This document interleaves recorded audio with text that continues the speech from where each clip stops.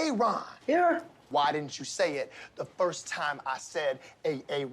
Because it's pronounced Aaron. You done messed up, Aaron.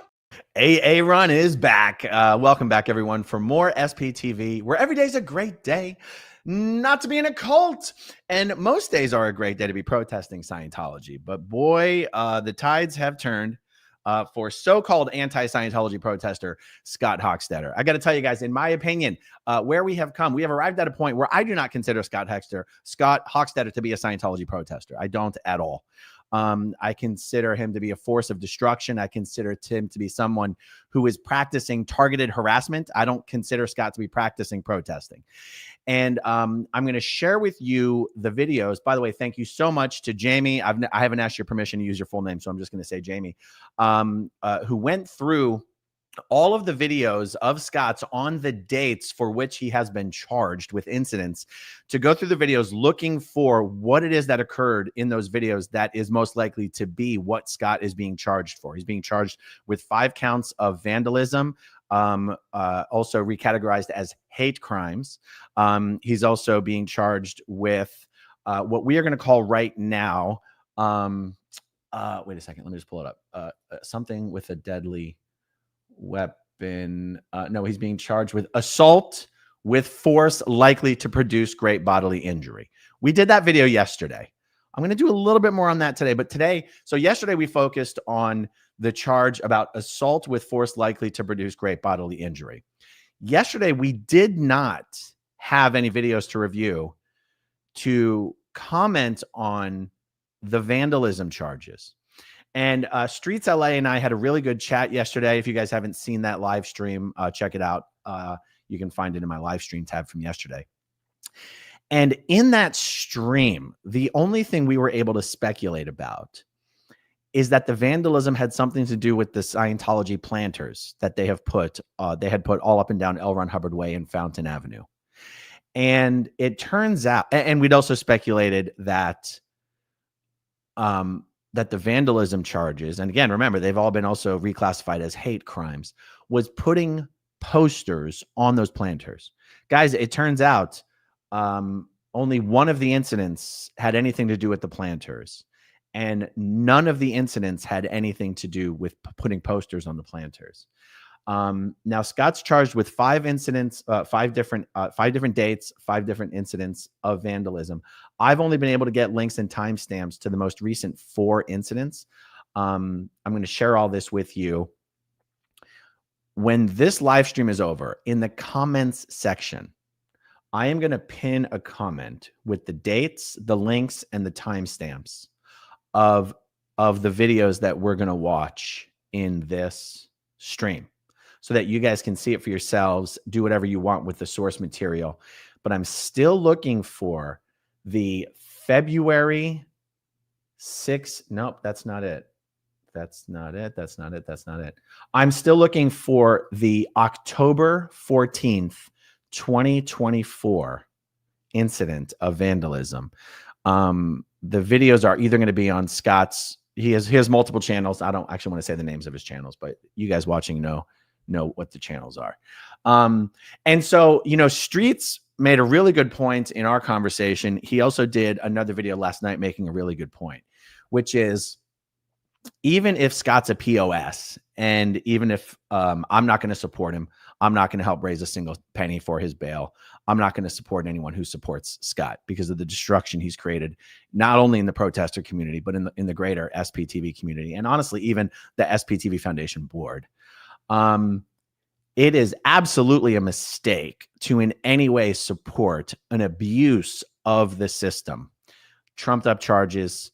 And so that's one of the reasons I really wanted to do this video today, is now that we know these charges are not related to putting posters on Scientology's planters, let's look at what the videos are, and let's see. I mean, everyone's got their own opinion, let me know your opinion on whether there's something inappropriate about Scott being arrested and being charged with what he's being charged with. I'll just start with my superficial opinion here. Calling these things hate crimes certainly seems like an exaggeration. Giving someone $325,000 bail certainly seems egregious. And it seems to me, though, that after having watched all the videos, even just preparing for this live stream, in my opinion, because what I think Scott is doing is engaging in targeted harassment, not protesting.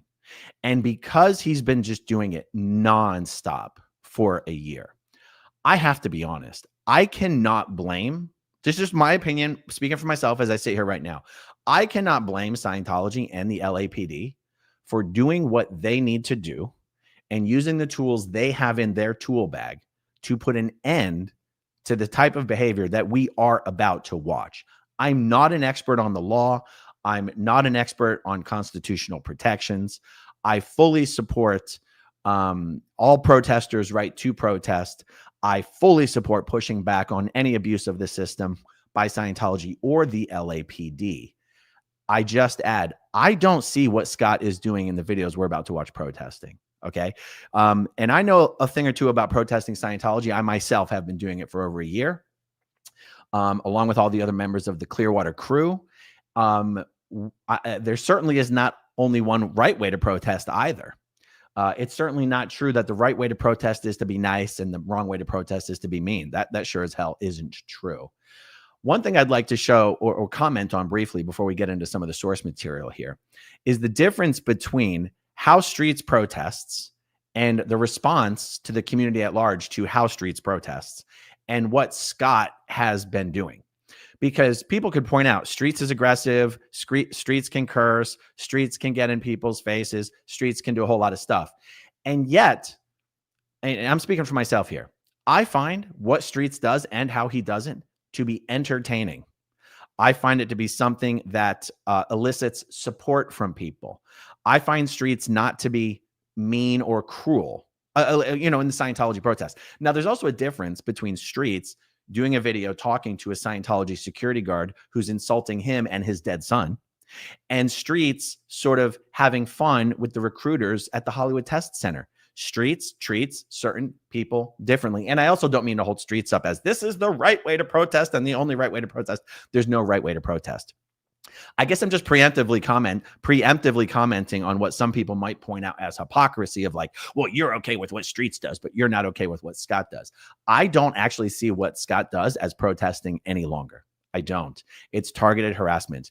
Running up to elderly Scientologist women, I'm talking about 70s, 80s, who are eating sandwiches on a sidewalk at a table with their kids and screaming at them and calling them predators and all this kind of stuff. That's not protesting, guys. That's targeted harassment, and when you do it day after day after day for an entire year, I do support. I acknowledge I think I do not blame, I guess I'm just repeating myself.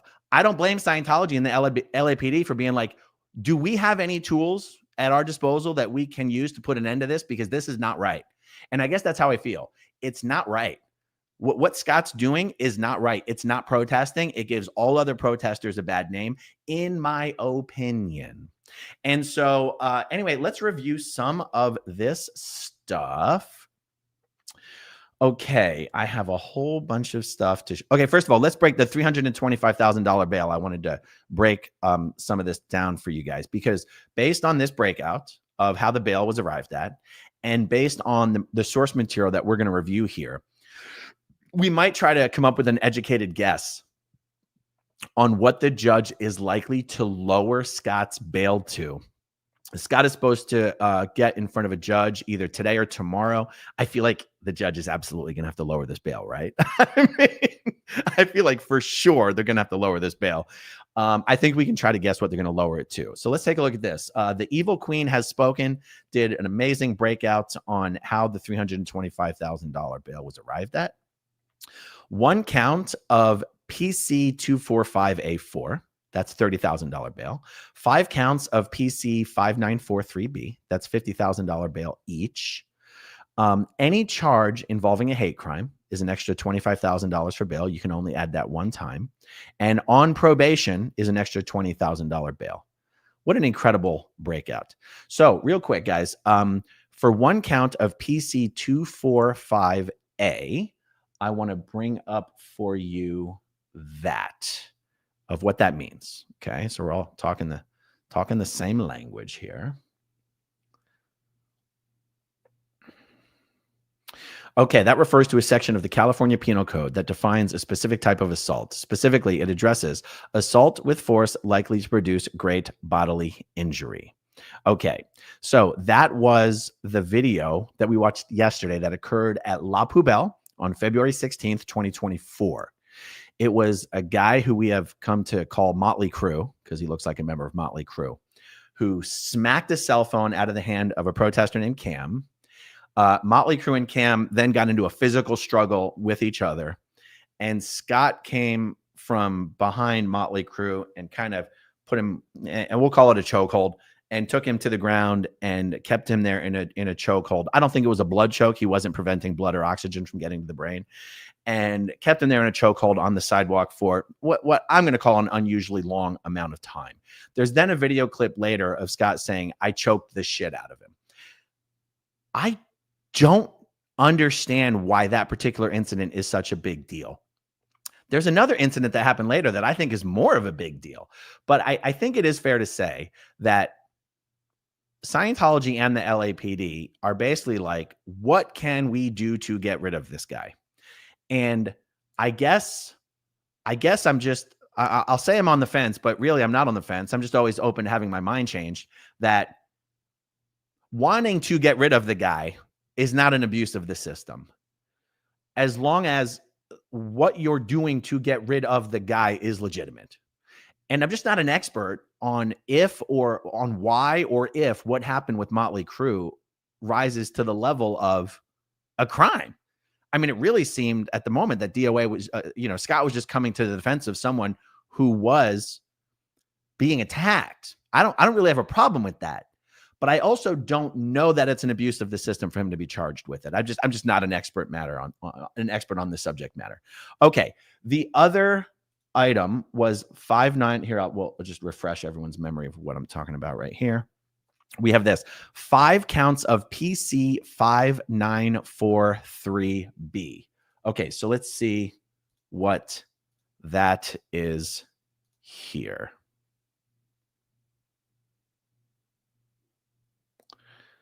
Oh, come on now. Okay. PC 5943 addresses vandalism of religious or cultural properties, such as places of worship or cemeteries, with specific subsections outlining different offenses and penalties. Here is what it covers. Offense: knowingly committing vandalism to a church, synagogue, mosque, temple, building owned by a religious educational institution, cemetery, or other place primarily used as a place of worship. Okay, that's pretty clear cut.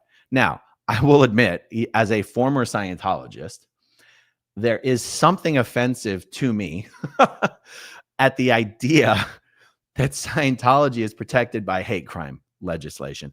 And yet, I also have to acknowledge, we live in the US, we live in the USA, Scientology is acknowledged as a religion by the government, and this is the purpose of hate crime laws, is to protect certain groups from being targeted solely on the basis of their beliefs or being a member of that organization. I think acknowledging this reality is what makes it so important for protesters to understand, speaking for myself and my fellow members of the Clearwater crew, what it is we're protesting and why, and what it is we're there for. We are not there to targetedly harass Scientologists for being Scientologists. We're just not. And I'm not trying to draw a line when I say harass. I realize this is a subjective word. I'm not talking about being nice or being mean. You know, like when I first started going to downtown Clearwater and doing my protesting, when I would encounter a Scientologist, I would walk alongside them and ask them for their opinions about Danny Masterson being convicted of the violent sexual crimes that he was convicted of and still being a Scientologist in good standing. And I would ask the question and I would ask the question and they would refuse to answer it. And someone would go, you were being mean to them. You were following them on a sidewalk. You were harassing them. See, that's why these words are subjective and, you know, they're a little squishy in what someone thinks is good or bad or right or wrong. There's a difference between just trying to talk to someone and communicate with them, whether someone thinks you're being nice or not, and just screaming insults at someone. You know, you've got Scott, who literally just screams insults at Scientologists who are doing nothing but minding their own business. That's not protesting, in my opinion.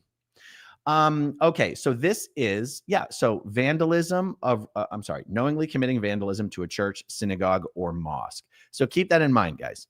Knowingly committing vandalism. Okay. I am going to show you. Okay. I'm going to match up the videos that we're going to watch with the charges. So when you see count 1, that is the assault charge, but count 2 is the first vandalism charge. Okay. Count 2, vandalism of religious property, hate crime, offense date, October 14th. Okay, good. So we go to one of Scott's videos from October 14th is the one that I do not yet have a link and a timestamp to. So any of you guys out there, or Jamie, or anyone else, if you can go through Scott's channels, he's got 3 different channels. I really think he mostly does his Scientology streaming on just the first 2 channels. Send me a link and a timestamp. And what I'm probably going to do is a whole edited compilation of the incidents and put them together. And I'll put the incidents together and I'll overlay the date and the charge. Okay, so, all right. Okay, so that's the one that I don't have a video for. Okay, so then let's look at the date of the next one. Here we go. Charge 3. Okay, again, vandalism, religious property, hate crime. The date is November 8th. Alrighty, I do have the video for November 8th. We are going to go full screen. I have it queued up to the right timestamp. And here we go.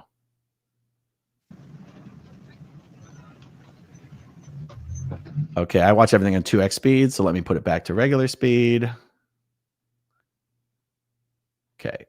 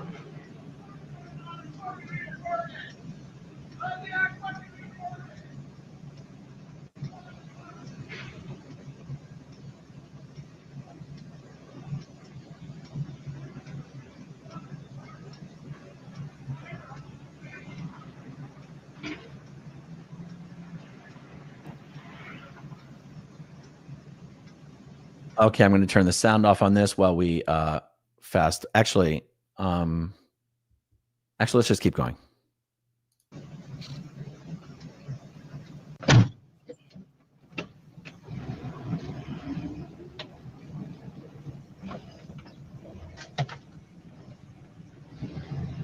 Because he does more at the other end. DOA always wins. Yeah, DOA always wins. Even in jail. He wins the "you done messed up" gold medal.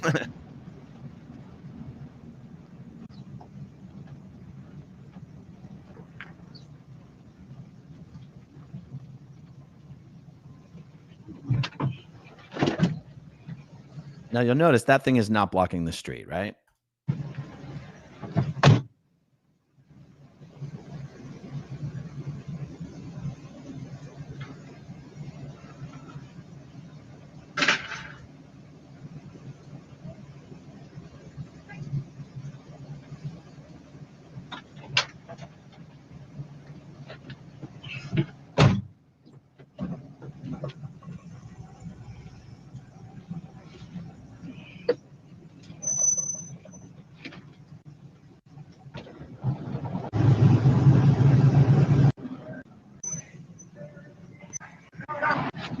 Our city. Okay, so for this video, that really is all of it. Now, I think like this is one of these things about like each little tiny individual incident on its own. If that's all there was, if that's all that had happened, I'm not sure Scientology would even have made a big deal about it. Do you know what I mean? It's like, and I don't know whether it's right or wrong to take, legally speaking, as far as whether it's lawfare or whether it's fair play, to take 100 incidents that on their own would not rise to a particular level, but all together and over a period of time, they do rise to a particular level. I just don't know, legally speaking. I can tell you my opinion is that what you just saw there had nothing to do with protesting. That's something different to me. Is that a hate crime? No, I don't think that's a hate crime. Is that even vandalism? I don't think so, because he didn't damage church property. I mean, certainly, unless you call the barricades church property, which I doubt they are. I'm sure they're rented, and I don't know, if you rent something, does that make it your property? And then they're barricades. They're sort of meant to be used and abused. So if you scratch them up by throwing them, have you damaged them? Like, I don't think so. The idea of him having, well, if we were to be having a conversation of getting arrested and charged with a hate crime for what we just saw, I'd be like, yeah, that's insane. That's absolutely insane. So let's go to the next. Let's go to the next one. Okay, so that was number 3. Okay, let's look at count number 4 here. Okay, count 4, vandalism of religious property, hate crime. The date is November 9th.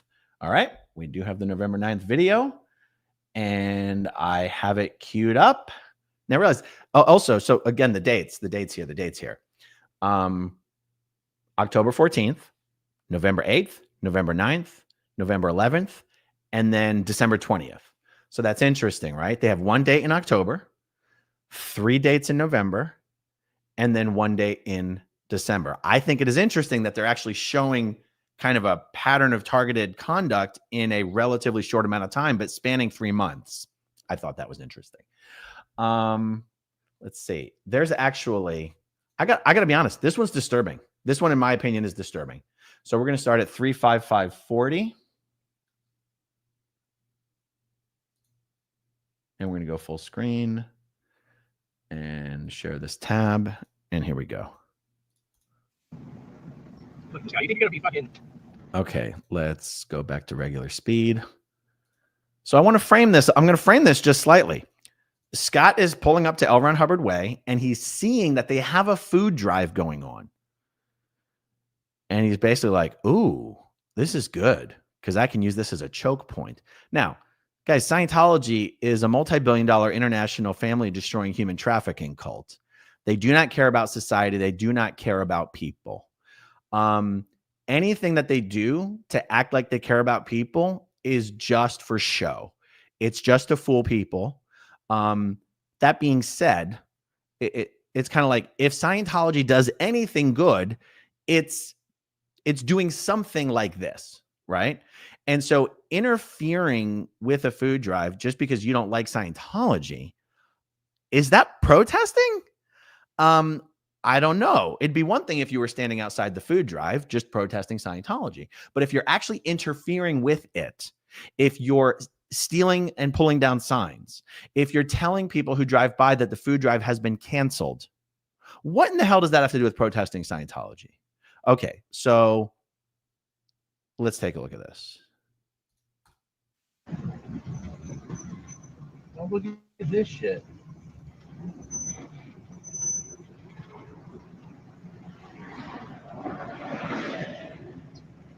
Well, they had to cut it off for the food. Actually, that's good. So now I can choke point the... Go inside, you fucking Nazi! No one likes fucking child predators! No one likes child predators. Anyone who thinks that that is protesting Scientology is insane.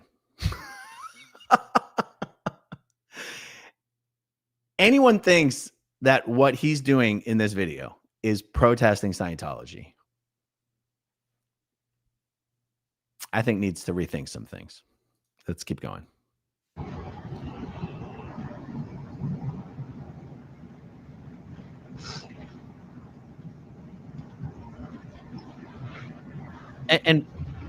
And oh, sorry guys, hold on. And this is real quick, guys. This is why, especially after reviewing all the source material, preparing for this video, this is why I am not of the opinion that anything that's happening with Scott in any way sets or is intended to set a precedent for other protesters. And meaning like as a warning or anything like that, or to intimidate, or that's my personal opinion. And other people are perfectly, you know, I perfectly respect anyone who has a different opinion than that. Show me anyone in this community who is doing the kind of stuff that we're seeing in this video and pretending that it's protesting. The only other people that I can think of, like Leslie Pearlman, Pearl Snappy, or her girlfriend Oliver, Selfless Self, those guys aren't even really protesting anymore. Okay, those guys used to do the kind of stuff like what Scott's does: scream at children, tell people to get back into their cult, you know, that kind of stuff. That's not, how are you protesting by doing that? So that's why I don't like. If I was Scientology, I'd be doing everything I could to get rid of Scott. Now, Scientology would always already love to be doing everything they could to get rid of all protesters. But go ahead, guys. Show me anyone else out there that is engaging in regular targeted harassment and calling it protesting. I can't think of anyone. All right. Like I said, there's a few different things happening in this video, and we're just going to go through them all.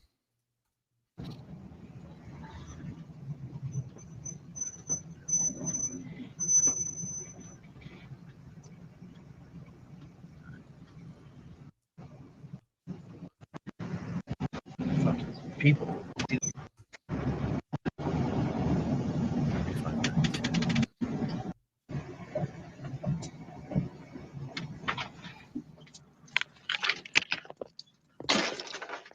Right there. Did you guys see that food drive sign right in the center of the screen? That food drive sign is Scientology property.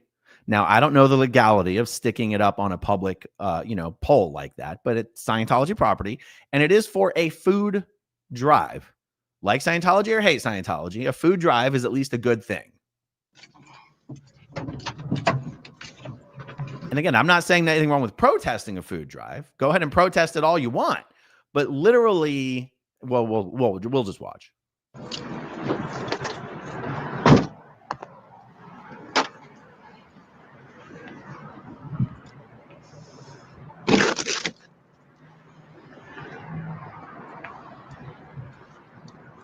Food drives that way. Now, in this video, he goes back and forth between telling people who drive by that there is a food drive, but the entrance is somewhere else, or that the food drive has been canceled. Food drives that way. What? I'm looking for the food. Oh, okay. Trying to go down the road? No. Okay.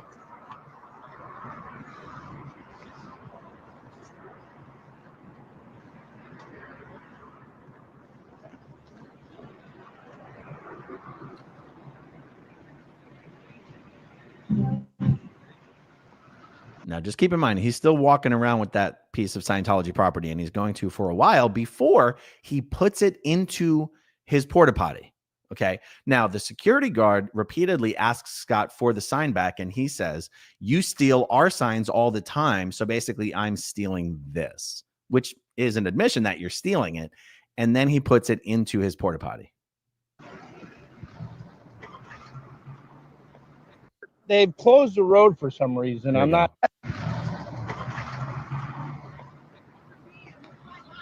What? I've never been to the food drive here. Yeah, they've closed the road for some reason. I'm not sure. Oh, to enter down there? Yeah, you can't enter on this side. You're going to have to go all the way around, and this is a one-way street. You can go in there. Please don't give them any of your personal information, though. So this is at least an example where he's telling her there is a food drive, but you can't get in this way, and you can go around the other way, but we'll see what happens in a moment. Okay. So Okay. And now bring you up. You're pretty much.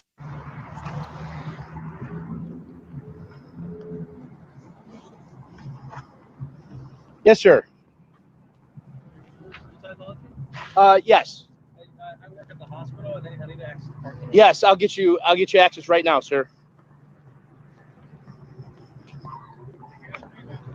So now Scott is honestly doing something that has nothing to do with him, which is someone's driving by and Scott's like, I'm going to clear this street for you so that you can get through. You see what I'm saying? Like, anyway, here we go. Shut the fuck up. This guy's trying to get in here. No, you don't take our sign. You take our signs. Fuck off. Fuck off. Call the police. Call the police. Let this guy go through. He's trying to get to his fucking job. Come on. He's blocking the road.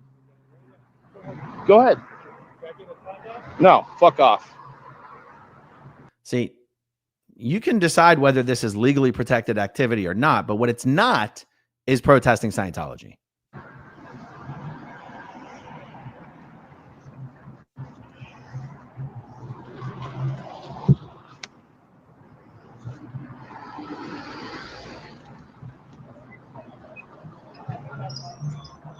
Don't let them suck you in there.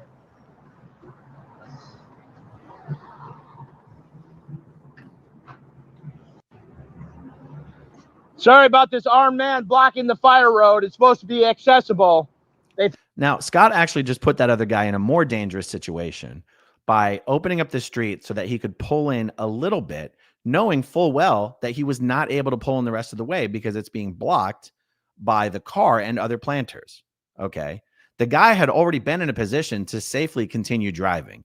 Now he's going to have to back out of LRH Way onto Sunset Boulevard. They think they own the fucking road. They think they own the fucking road. Move the fucking car so this guy can go to work, you asshole. Fuck. Right. You're like tits on a bull.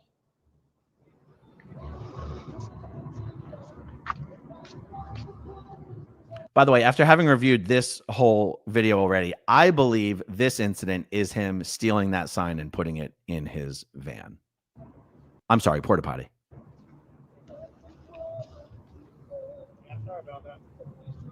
Go fuck yourself.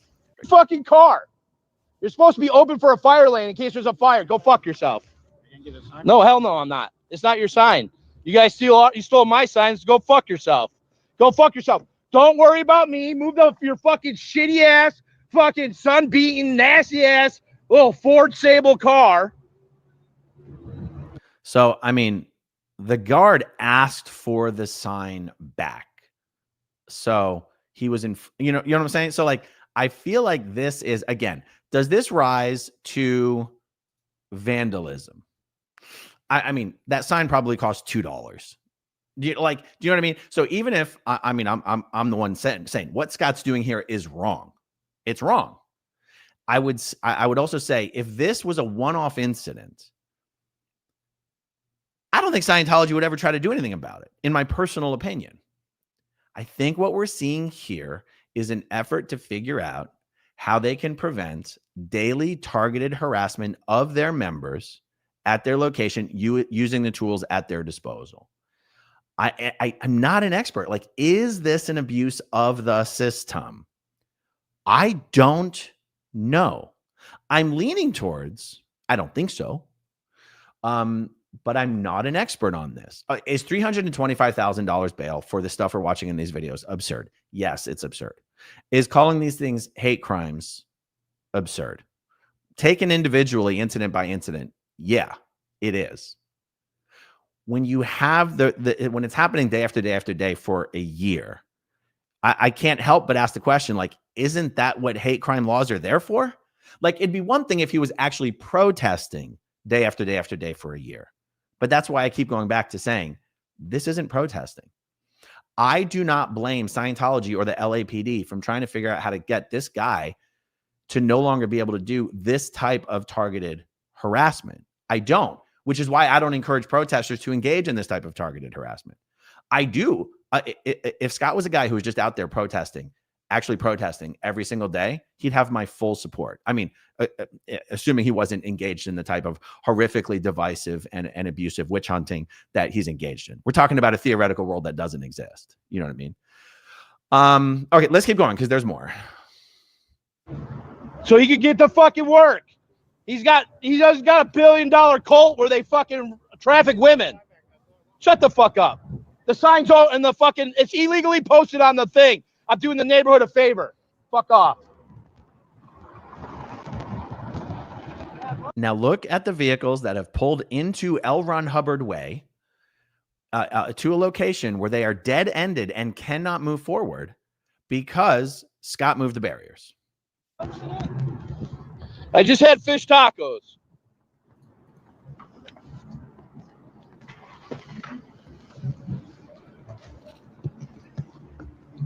I think this is where Scott puts the thing in his portable toilet.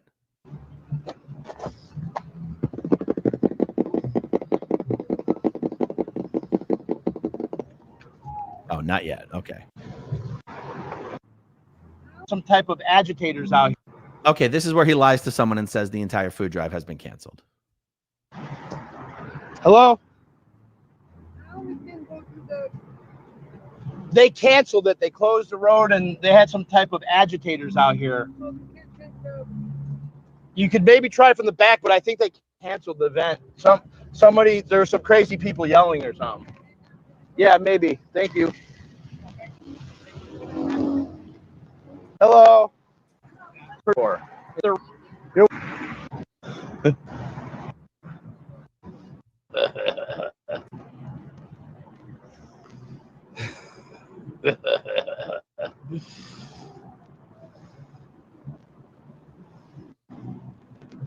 You see, he's just so thrilled and giddy to be interfering with something like a food drive.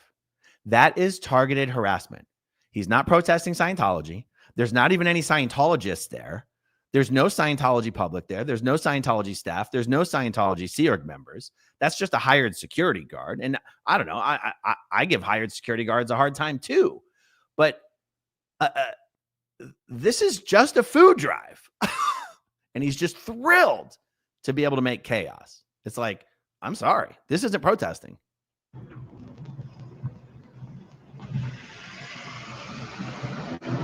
Okay, I think this is where he puts the sign into his portable toilet.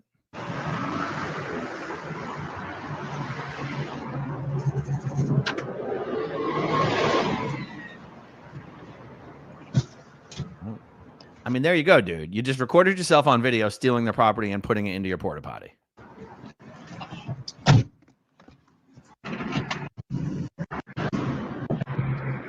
Yeah, no. You denying me access to the parking lot over here? Yeah, no. It's not your sign. It was abandoned. I'm claiming it right now. No, you're not claiming anything. Oh, he took it back out of the porta potty.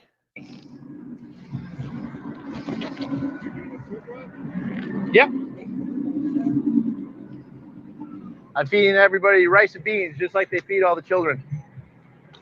Es una secta. Es una secta. Oh, yeah, food. There's a food thing here. 2 children Sunday tried to escape. Oh. So yeah, and that's, forwarding another false narrative. Like a number of these protesters were just riding high on the idea that they found 2 kids trying to escape from Scientology. It was just 2 kids running away from their parents. It's insane. Like the false the bullshit virtue signaling that some of these guys have engaged in, like, really makes me sick. As a former Scientology child slave myself, I think I can say with authority that some of the virtue signaling and the bullshit reframing of things to misrepresent really does make me sick. And it makes me embarrassed that I ever had anything to do with people like Scott Hochstetter. Okay, so let's see. That's pretty much the end of that particular video. Okay, that was November 9th. Let's see the next charge and the date of the next charge. So that was count 4. Let's look at count 5. Share this tab. And that's the other thing. I mean, guys, This fucking guy. This guy who wraps himself in the virtue of his ex second-gen Scientologist girlfriend is honestly one of the most one of the other most vomit-inducing things about this total piece of shit. You know, this is a guy, Scott Hochstetter, who pretends like he's out there for the kids. He's out there for the kids. He even tried to co-opt and take over, you know, Serge Delmar's hashtag and saying of no more kids in Scientology. This is a guy, Scott Hochstetter, who pretends to be about the kids and yet totally tries to cancel and throw shade at ex second-gen Scientologists who were basically Scientology slaves and even Scientology child auditors, meaning as children, they were in a position of having to audit adults in Scientology. Specifically, I'm talking about Serge Delmar and Eric Rader, two ex-Scientology child auditor slaves. And this fucking bucket shitting piece of shit has the audacity to come into this movement and call out people like Serge and Eric Rader as bad actors. Now you might be like, I'm confused. I thought DOA was always a big supporter of Serge. Yes, until Serge was no longer on DOA's side. And then all of a sudden, Scott's out here doing videos making fun of Serge dancing, making fun of how Serge talks, making fun of how Serge sings, even making fun of the no more kids in Scientology. Now he's ridiculing that and he's calling it no more people in Scientology. It's fine to have a different message, but you see, this guy, you cannot pretend to care about kids in Scientology and then call the ex-kids who've escaped from Scientology bad actors. And honestly, that's what happened. That's what happened in the beginning of all of this. That was the beginning of the end, the beginning of the heel turn of Scott Hochstetter is when he started calling people in this community bad actors because he didn't like them. And so then I called him out. I said, no. You don't get to do that. And you don't get to do that in any community that I'm in without and have me stand by and say nothing. So then I started being like, no. You don't get to do that. And then he started being like, oh, let me try to turn everybody against the foundation that you run. Oh, I'm just asking questions. You know, the beginning of the end started with Scott calling out people as bad actors who themselves were former ex-child slaves of this cult. This guy has nothing to do with this community. This guy doesn't care about anyone in this community. This guy doesn't care about kids. He runs around. Isn't it weird that everywhere Scott goes, he's just calling out pedophiles and rapists everywhere he goes. Why are you always surrounded by pedophiles and rapists, Scott? Maybe you need to surround yourself with different people. Okay, I'm sorry. Back to what we're talking about. Okay, charge number 5 says vandalism of religious property, November 11th. Good. Let's pull up the video from November 11th. Got it right here. Please tell me I already have this queued up to the timestamp. 125:11. We are good to go. Let's see what we have here. Oh, okay. We're going to go back.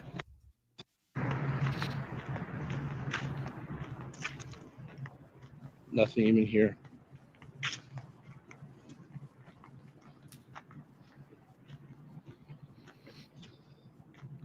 Now, guys, remember, this is November 11th. So there's already some, I mean, like it or not, guys, Scientology is recognized as a church by the United States government. Like it or not, it's just a fact. Okay.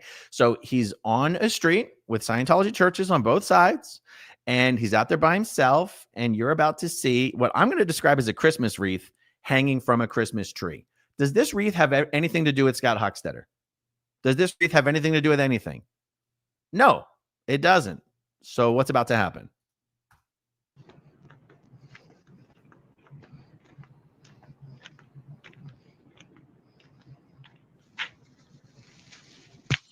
Oops. That was an accident. You got to be kidding me.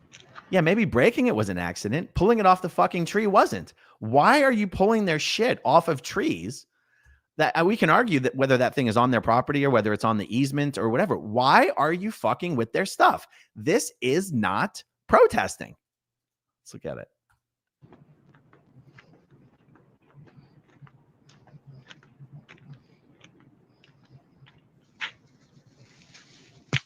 Oops. That's vandalism, guys. That's vandalism.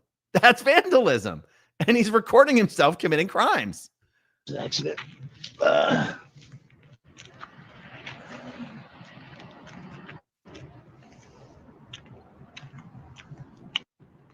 Can't block the fucking sidewalk. It's a fucking public sidewalk. You guys not fucking understand that? Are you guys that fucking dumb?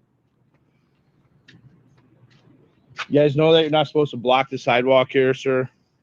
Does Scott think that's the guy blocking the sidewalk? Sir. Fucking, how fucking dumb are you guys, man? Seriously. That's not protesting. It's a fucking public sidewalk. Our veterans fought for our fucking public easements. Look at him invoking veterans. God, you're such a fucking piece of shit. He's always going to invoke children and veterans, and he's hunting pedophiles and rapists. He's a fucking pure distilled piece of shit. And our right for us to be able to talk and chit chat.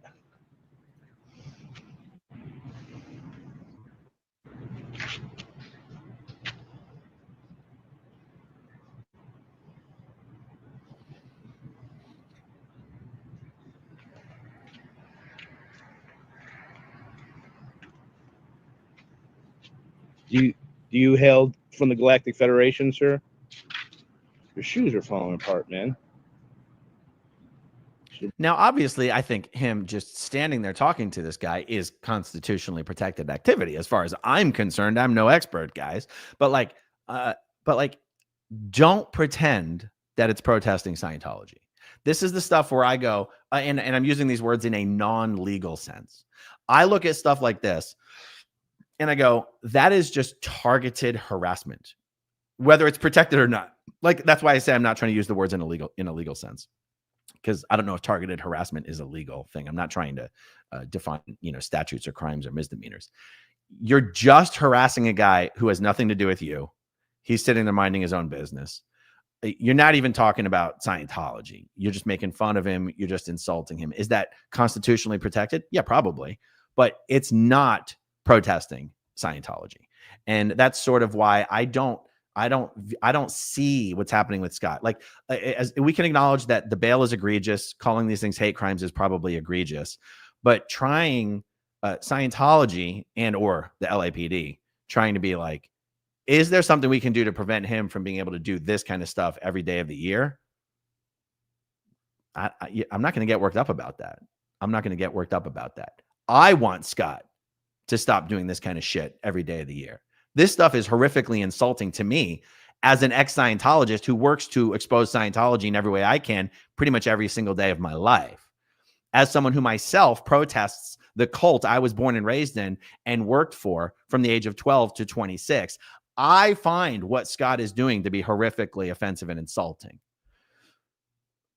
That's why you're not going to see me crying any tears over this. This is what this guy's been doing every fucking day. Not only giving all other Scientology protesters a bad name, but at the same time, doing everything in his power to create as much division and destruction and hatred in this community as possible. So I would fully support the judge reviewing this and being like, we're going to remove the hate crime escalation from all of these, but it is vandalism. And I don't think Scott being charged with stuff is an abuse of the system here, in my personal opinion, but I'm curious to know what you guys think. Juicing it all up, $325,000 bail, that seems to be an abuse of the system. But again, you just look at this unbelievably chronic evidence of targeted harassment, and there's a part of me that's like, isn't that what the hate laws are there for? Like, tell me that this is not Scott just offensively targeting people because they're Scientologists. That's not what protesting Scientology is about, in my personal, humble opinion. We work on getting them a little more shiny. But if you're only getting $50 a week, I mean, that's not much. Yeah, that guy's not a Sea Org member. And he's not a staff member.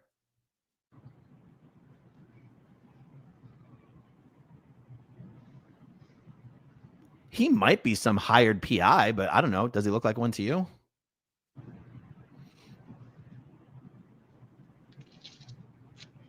The fact that security isn't running out there and telling that guy to move makes me think he might be a hired PI. Uh-oh, watch. He's going to tell you got to go inside. Dun, dun, dun, dun, dun, dun. It's funny because as a Scientology, if that guy were a Scientology public, I would have expected him to just get up and walk away already. The fact that he continues to sit there while Scott's badgering him does make me think he's hired, but maybe we'll find out in a moment that he's not. Dun, dun, dun. Watch how fucking free you are. Watch. Watch, he's coming over. Watch. Excuse me, sir. Is he going to touch assist you? Uh-oh. Look at you. Feel your freedom? There it comes.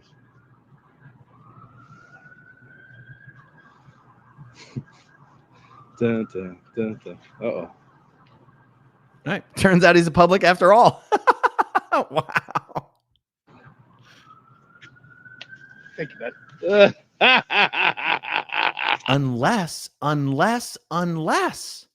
Unless he was instructed to stay there until prompted to leave to serve as evidence that someone had to intervene here. I don't know. It seemed like that public was just waiting for the word. Dun, dun, dun, dun. Uh-oh. No, I think this just happened organically. Thank you, bud. I don't know. That looks like he was waiting for the signal to me. Yeah. So this is the other thing. Like, Scott pretends to care about the people who are inside those buildings. Like, I saw a sign he busted out recently on the same day that he got arrested. It said, Sea Org members deserve a living wage.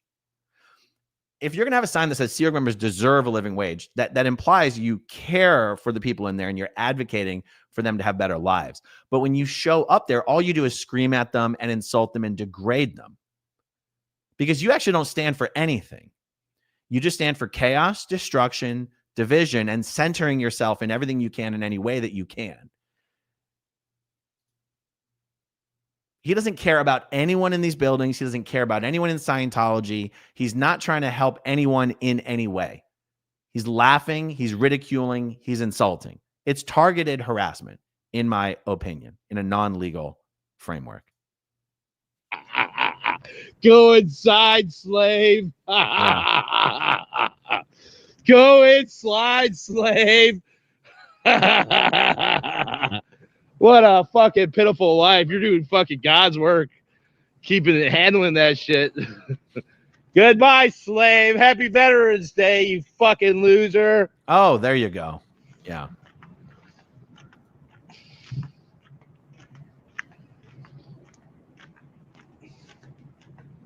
Sorry. There you go, guys. Go inside, slave. Happy Veterans Day, you fucking loser. I will never forgive any of you people in the protester community who have stood by and supported this guy while he has done this type of shit every single day and acted like he's doing something special, and supported him while he has directed hatred and lies and insults at the ex-Scientologists in this community who are working to expose and protest the cult they were raised in and left. I'll never forget or forgive a single fucking one of you who have done that, just for the record. Okay, this was the November 11th one. And let's go to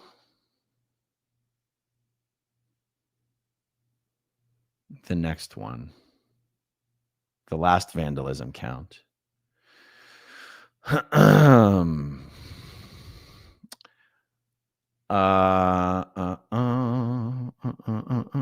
Yeah, let's not remember, guys. Let's not forget, I should say. Nora Ames has been one of his biggest supporters recently, despite all of the evidence, everything you guys have seen, all of the hatred, all of the division. To even have an ex-second gen Scientologist like Nora continue to support this guy tells you everything that you need to know. Okay, count number 6. Vandalism of religious property, hate crimes, offense date, December 20. Okay, this is the only vandalism charge that actually has to do with the planters. And as you see, it's got nothing to do with putting posters on the planters. I actually didn't know that Scott had done this until I saw it.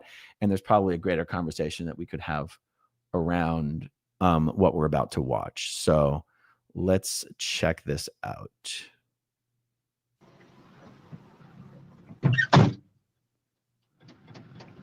The noise you just heard was the bucket shitter exiting his porta potty and approaching the planters.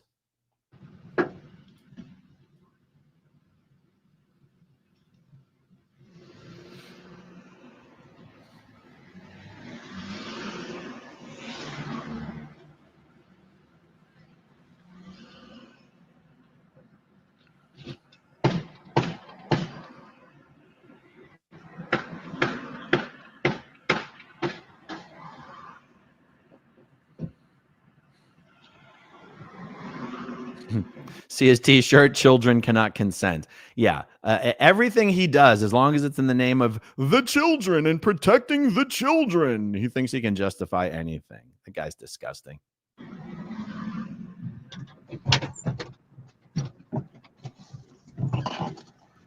The bucket shitter has re-entered his portable toilet.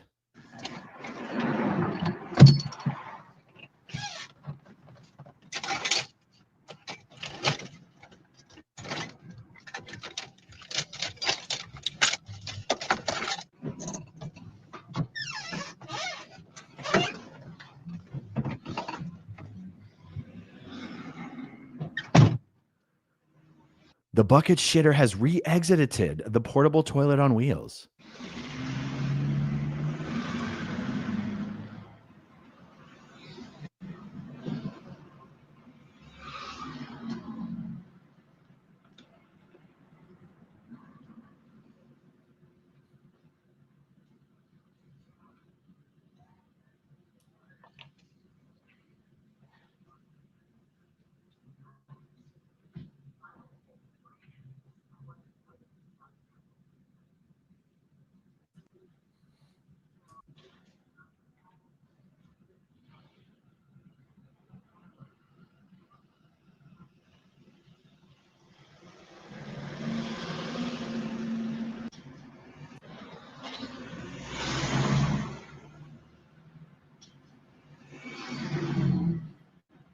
This is great protesting, isn't it?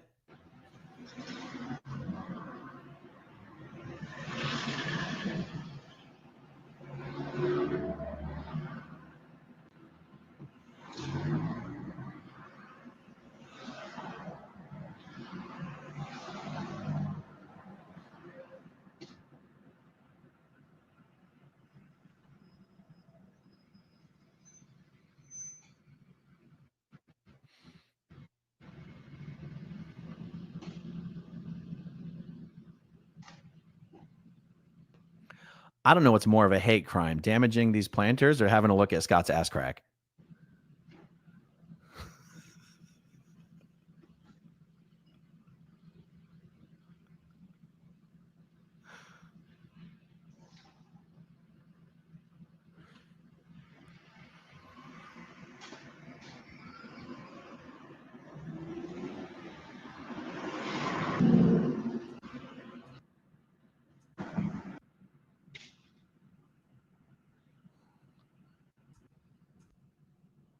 Okay, so he's done 3 so far. Okay, he goes to the 4th. All right, he does all 5. And there we go. That's what I never knew, that Scott did this. I never knew that he actually pulled these apart on the sidewalk. Wow.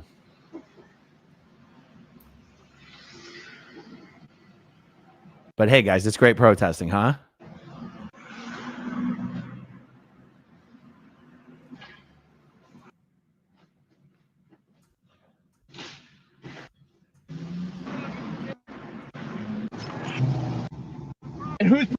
And whose property what? I'm what? Committed crime what? To who? To whose property is that? The police are on their way. And whose property is that? In front of that. That's what I thought.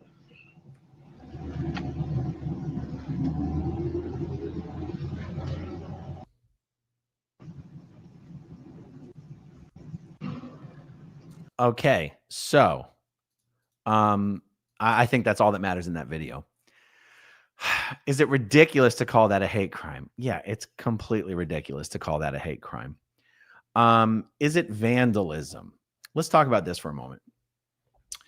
One of the things that Streets and I discussed in not only yesterday's video, but even in previous videos that we've done together is, well, first of all, the mystery of how Scientology was allowed to put all of these planters on public property.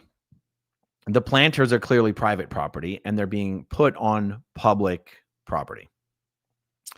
And, you know, we had discussed whether that would legally be considered essentially abandonment of the property. And again, it's one of those things where in a legal sense, I have no idea legally how something like that would be considered. And we've also compared it to, like, if someone left trash on the sidewalk, is it still their property or has it been abandoned? I think, to be as fair as possible, planters like that cannot reasonably compare to trash and abandoned property. Also, like, if you leave your bike, if you chain up your bike on public property and someone steals your bike, it's still the bike is still your private property, and stealing the bike is still theft. It's not reclaiming property you abandoned on a sidewalk. You know, you chain your bike up to a pole and someone steals your bike, it's still stealing a bike. The planters obviously have some intrinsic value and are there for an intended purpose and are where they are intended to be, at least by Scientology. So they're not abandoned, right? And clearly the law has decided to charge him with vandalism in that case. Just as a layman without any expertise whatsoever, I would have to agree that that's probably vandalism. Would it be vandalism if he just snipped the metal ring? Scientology might claim that it is. But again, you have we're just talking purely my opinion. I'm curious to know what your guys' opinion is. Is it vandalism? In my opinion, what he did was vandalism. Would it have been vandalism if he had just snipped the pole and not pulled the thing apart? I don't know. I wouldn't think so, but Scientology would probably claim that it was. What's interesting is that the city itself did eventually go after Scientology for leaving these putting these planters there without permission and leaving them there without permission. And Scientology has actually removed the planters. But the fact that the planters weren't supposed to be there in the first place, and the fact that they have since been removed, to me seems to be totally irrelevant to whether Scott was legally allowed to destroy those planters. Is it vandalism? Yes. Is it vandalism of church property? I think that's going too far. Is it a hate crime? That's absolutely insane that it's a hate crime. Is Scott only doing those things to those planters because they're Scientology's planters? Yeah. Is that some sort of targeted harassment? It seems to me that it is. Is this sort of like what? I don't know. You guys let me know. If this was the only thing he had done, if this was a one-off, if some random guy showed up and snipped the planters, would Scientology go and try to have the guy arrested? I doubt it. Would the LAPD ever even waste their time? I doubt it. But it's not a one-off incident. And I guess I feel like I know I repeat myself a lot in my videos, but having looked at everything we've looked at so far, what is your guys' opinion on the difference between the severity of any one of these individual incidents taken on its own in a vacuum and a collection of possibly, sure, he's been charged with 5 instances, but you might be able to find 100. So what's the difference between the severity of each individual standing on its own and the severity of a nonstop, constant, incessant pattern of targeted harassment to people because they're Scientologists or on Scientology property? Activity that is not, in my opinion, protesting. Nobody can argue that destroying those planters is protesting. You can, just using normal English, say, I did it out of protest. Okay, but that doesn't make it protected activity. You're not protesting. That is not protesting. Okay, let me see. Is that really the last video? Yes, I do.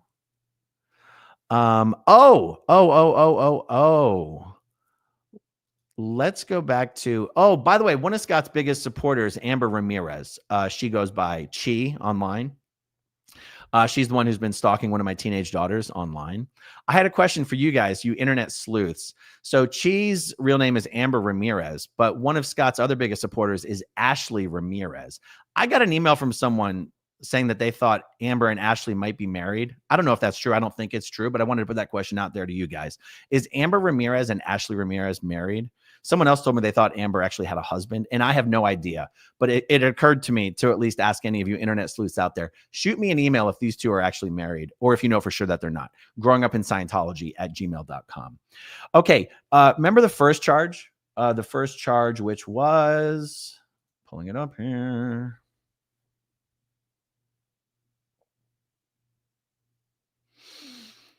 Okay, the first charge was for the assault with force likely to cause grave bodily injury. Count 1 down there. In yesterday's video, and I'm not gonna rehash all this because I don't have the other videos queued up. In yesterday's video, we showed the incident that matched up with the charge date here. The charge date is February 16th, 2024. We watched extensively and we watched multiple different angles of that incident where Scott basically put this dude in a chokehold and kept him on the sidewalk for a while. That does appear to be the charged incident. But then I got an email reminding me of another incident because many people thought there's no way that's the charged incident. And so people emailed me another incident and said, is it possible that this is actually the charged incident? And I want to show this to you. Yeah, let's watch it this way.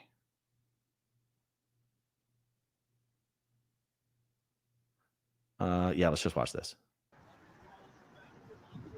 I mean,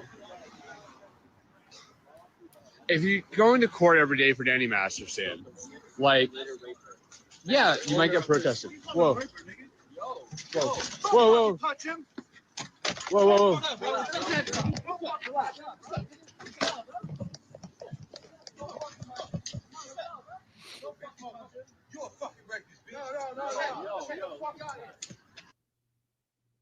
Okay. I'm going to watch this a few times here because I had to watch it a few times to truly understand what was going on. And guys, again, not an expert in the law. Don't claim to have an expert opinion on this. At least in the Motley Crue incident, when Scott intervened, it was while a physical altercation was already going on. That's why I was like, is this really what he's being charged with? In this incident, and I'm narrating it so you guys can let me know if this is what you see. The guy on the bike goes by. I guess he gets pissed off that it looks like he's noticed that he was on camera.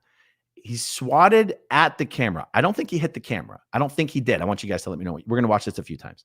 He swats at the camera. Then there's a moment there where nothing's happening. No one's being attacked. No one's being assaulted. No one's being threatened that I can tell. But then Scott comes by and pushes the guy from behind, and he falls down forward on the ground. This, to me, seems to be more assault than the other thing that we saw at La Poubelle, which I just honestly didn't have a big problem with, or any problem at all, really, other than whether it was going to get him into some legal trouble. So let's go. I mean, if you go into court every day for Danny Masterson, like, yeah, you might get protested. Whoa. Whoa. Whoa, whoa. You see what do you guys think? How are you seeing this? By the time he pushes the guy down, was there, in your opinion, a legally defensible reason to push him to the ground from behind? I'm going to watch it again, okay? I mean, if you go into court every day for Danny Masterson, like, yeah, you might get protested. Whoa. Whoa. Whoa, whoa. You see that guy? Whoa, whoa. Like, I'm actually shocked that Scott did not. I'm actually shocked that Scott did not get arrested for that. Considering again, it's just my opinion. It's just my opinion on what I'm seeing in this video versus what I'm seeing in the other video. So let's see. That's the only other thing that I wanted to show you guys. Yeah. I'm just looking at my notes here. Some points that I wanted to. Oh my God. Okay. So Scott getting arrested yesterday. How did that happen? Why did it happen at that location? Why did it happen at that time? Here's some other information that I've learned. My information is only as good as my sources, but here's my current understanding. It looks like it was Scott came back to town to sell a lot of the big ticket items that he had purchased with the money that 86 GOP had given him. So 86 GOP gave Scott about $15,000 just for the event on L. Ron Hubbard Way. What did they call it? Not a camp-in. What do they call it? Occupy L. Ron Hubbard Way protest. So 86 gave Scott $15,000 to buy all of this stuff. Scott bought all the stuff, and then after he and 86 fell out, and after he decided not to do another Occupy event, he put all that stuff into storage, didn't know what to do with it. He came back to town to sell those big ticket items. Now, I don't know why Laura couldn't have sold them, but that's not my business. So he apparently had put this stuff up for sale on Facebook Marketplace. And what I'm told is that he was actually meeting someone at that gas station to sell one of those items. And the person who was meeting at that gas station was running 10 minutes late. And all of a sudden the cops show up. How much you want to bet the cops were the ones who were posing as buyers for his big ticket items and arranging a location, a specific location and a specific time to meet up with him to arrest him? Because remember what? He got arrested on March 9th. I think they said the arrest warrant was issued on March 4th or 5th. And so I'm wondering if we were to see, when did this buyer reach out to him interested in purchasing one of these things, if it did not just happen to be after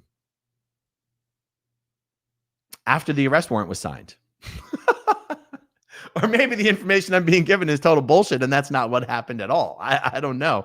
But it would make sense. It makes more sense than what I was speculating, which is that the police were just watching his stream and waiting for him to leave LRH Way so that they could arrest him somewhere else other than LRH Way, so as not to make a giant spectacle on LRH Way, as a favor to Scientology, who LAPD is absolutely working with in order to, orchestrate, in order to plan and strategize and orchestrate and pull off this entire thing. So I just thought that was interesting.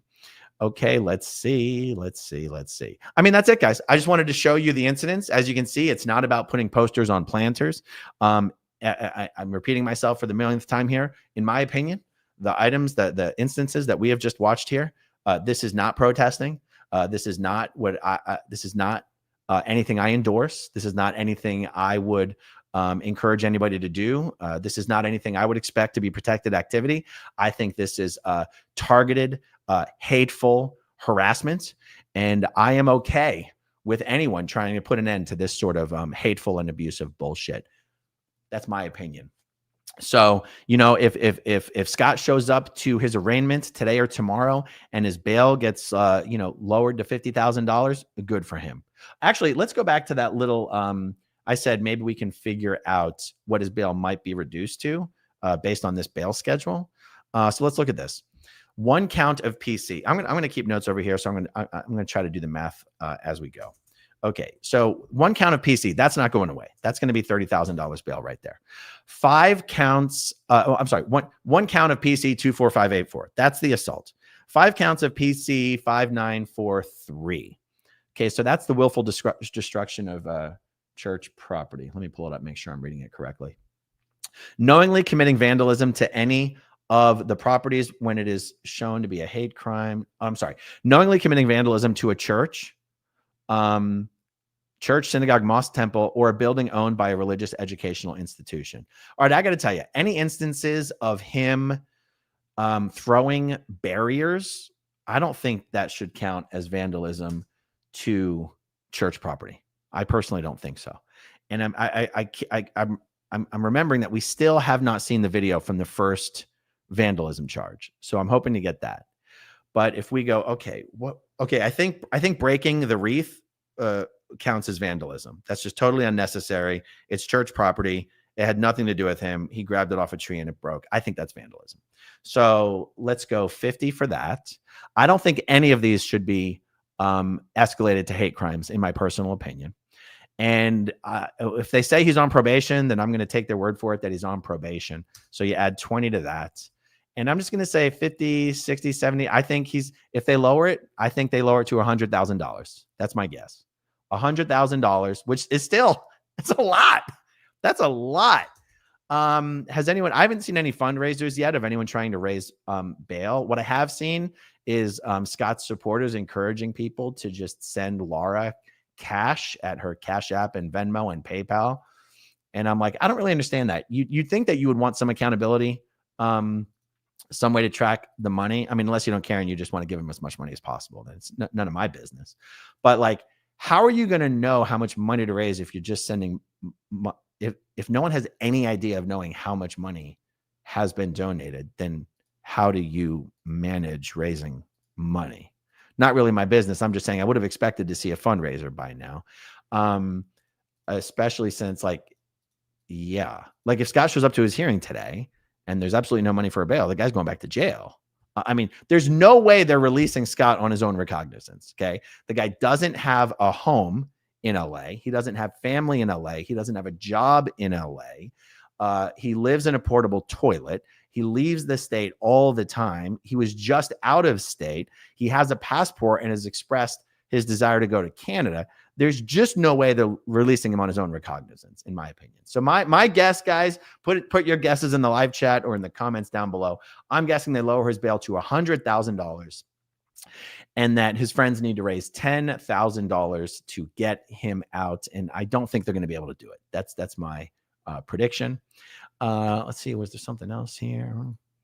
No. It's been a surprise. I've been shocked this week to learn that Scott is actually a Holocaust denier and a Sandy Hook denier and a flat earther or a hollow earther. And, I don't know. It's like to have a guy running around claiming to care about children, but thinks that, the kids that died at Sandy Hook were just actors or something like this. I wish I had known that earlier, to be honest, but the past is the past. Okay, let's see what we got here. Let's go through some of these comments. Brave, welcome as a new channel member. Fingy, welcome as a new channel member. Ken's channel, it's a big news day when Aaron is live before noon. Thank you, Jamie. All right, let's see. What is this? Okay. I don't know. James says, Aaron, I'm mad at that guy. I came from Poe and Zach. Hate crime is kind of meaningless. I would venture to say things like murder are always hate.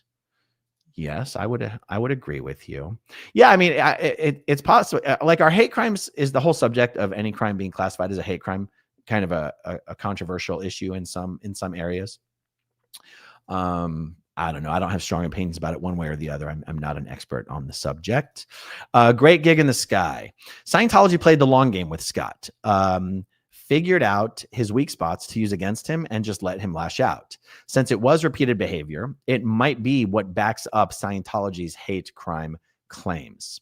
Great gig in the sky. I think your statement hits the nail right on the head. I think they realized that it was not necessary to go after Scott for every little single individual thing that he did when he did them, because those efforts would fail. Just like in the Danny Masterson prosecution, if Danny would not have been able to be tried on any of those cases individually because the statute of limitations would have expired. But when you establish a pattern of conduct and you have multiple victims, you can now he was able to be tried for those crimes because there were multiple victims who were willing to come forward. And I think that's kind of what we're seeing here, that same strategy playing out. Each one of these incidents taken on their own, prosecutor charged at the time that they occurred would have fallen flat and would have meant nothing. Giving him a year worth of rope to hang himself with to show pattern. And I'm guessing they only picked 5 instances. I'm guessing they could find 20 more if they wanted to. Yes. Okay. Julia O'Connell. I absolutely agree with you, Aaron. Thank you, Julia.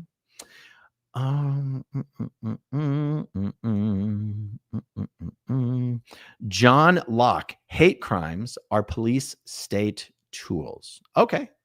I mean, it didn't. I was unaware that the hate crime statute in general was a controversial thing, but I guess anything that gives a mechanism to escalate a charge to mean something much, much, much worse than the charge would be all on its own. Just depending on who the charge is against, I can see the controversial aspect of it. Constance June, when Scott pretended to be a reporter interviewing Patrick Perry moments after he hit Aaron and was buttering up Patrick Perry, my instinct said Scott was bad news. Yeah, did you guys know that's the first time Scott appeared on the scene? Was the day I got assaulted and arrested in LA. I'm not reading anything into that. I just like that. That's how recently he came on the scene. That was January 18th. So, yeah. And that was literally the first thing he did. Was interviewing the guy who assaulted me. Trish Ryan, will Scott be out for some green beer? When is St. Patrick's Day? When is St. Patrick's Day?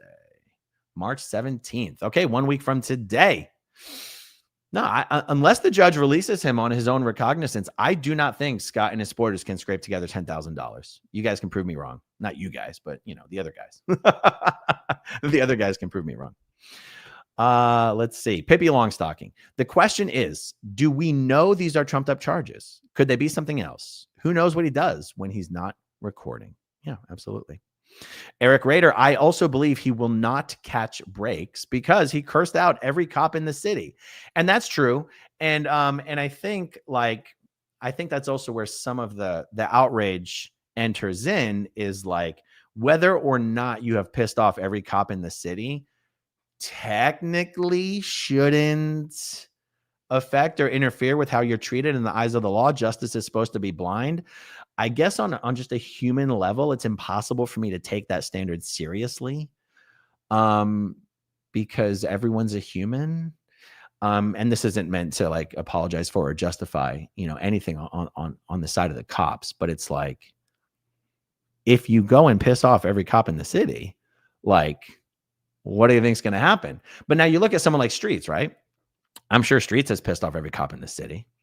But I think one of the things the city and the cops know about Streets is, one, he's very smart. Two, he has means. He has a great lawyer. He has a fantastic lawyer, and he has a way to pay for that lawyer. You've never seen Streets go and beg for money when he needs a lawyer. People might give him money, but he's not asking for it. And he really knows what he's doing, and he's a serious person.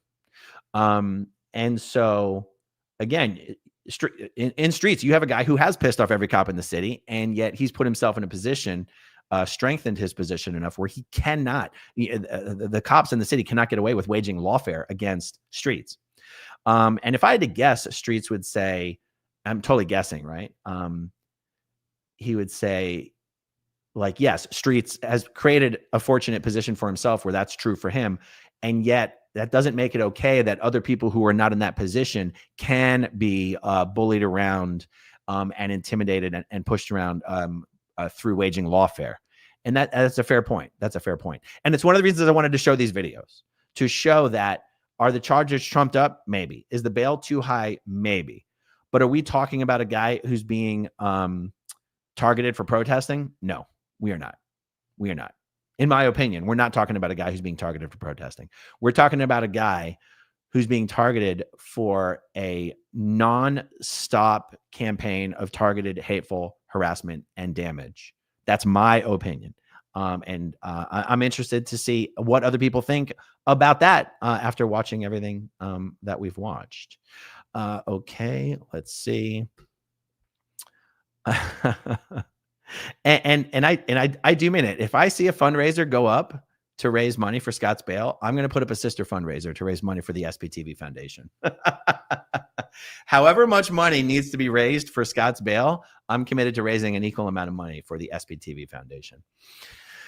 Eric Rader says Swati is being paid back for cursing out senior citizens for the past year. He's also going to pay for hurting survivors in real life as he tried to destroy the anti-Scientology movement. Yep, that's right.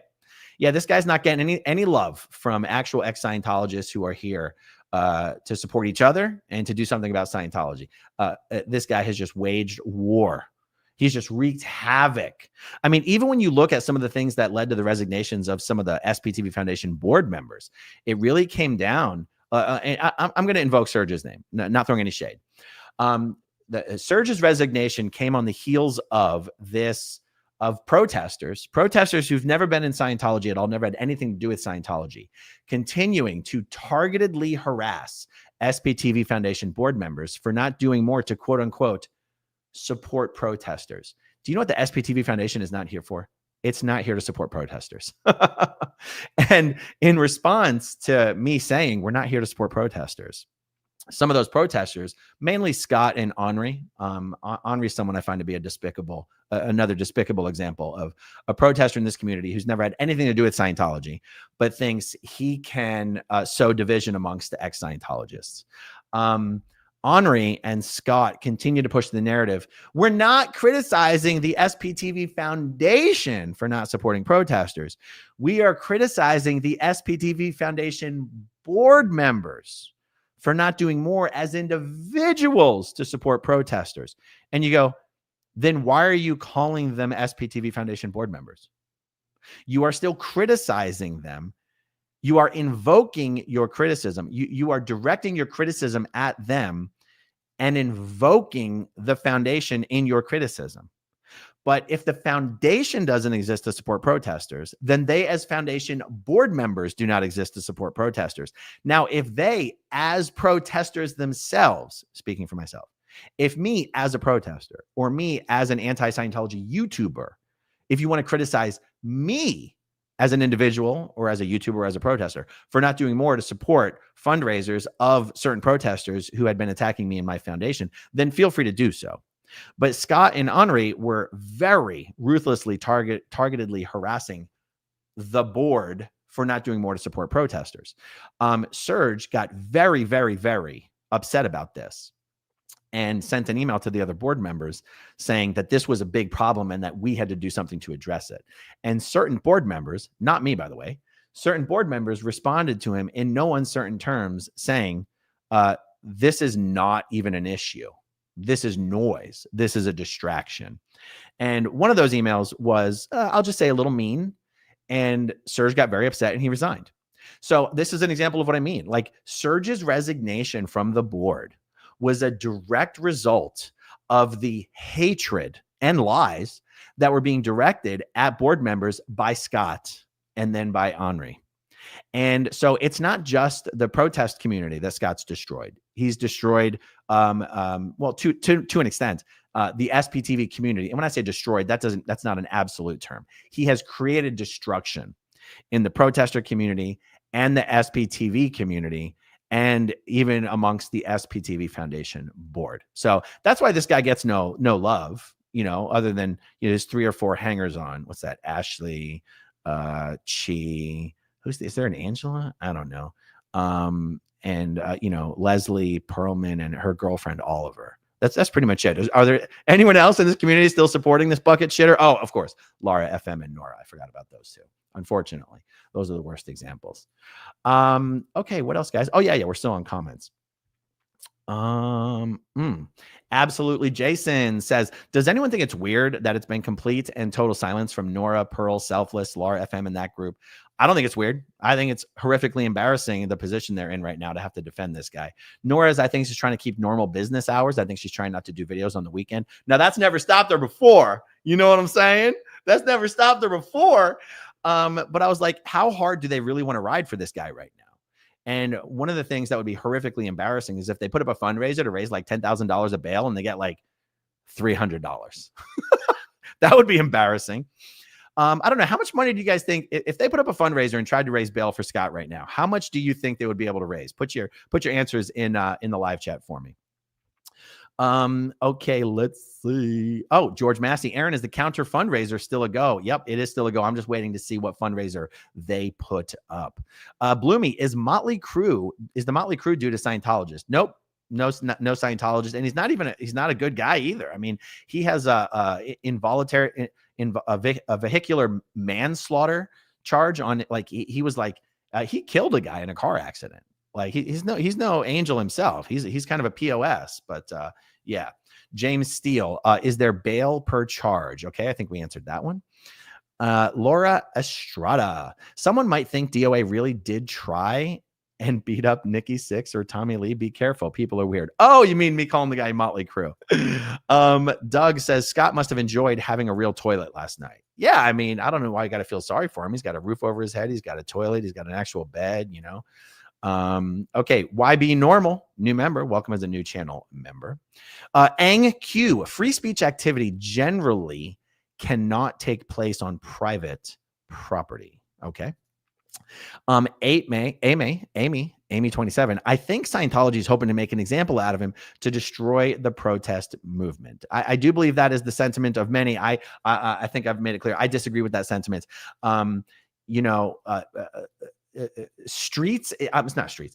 Scott is such an outlier in terms of what he has been doing, how he has been doing it, who he's been doing it to, that I don't see action taken against Scott as being in any way. I don't see it reflecting in any way on any other protesters, in my personal opinion. Scientology will call the police for any reason they think they can be justified in doing so. Not once in the over a year, the Clearwater crew has been protesting in downtown Clearwater almost every single week. Has the police been called? The only time the police even showed up is before they truly knew where the property line was at Flag's Superpower building. And Scientology wanted to pretend that they didn't know where the property line was. And we were in an area in front of the Superpower building that if you did not know any better, you would easily believe it was Scientology's property.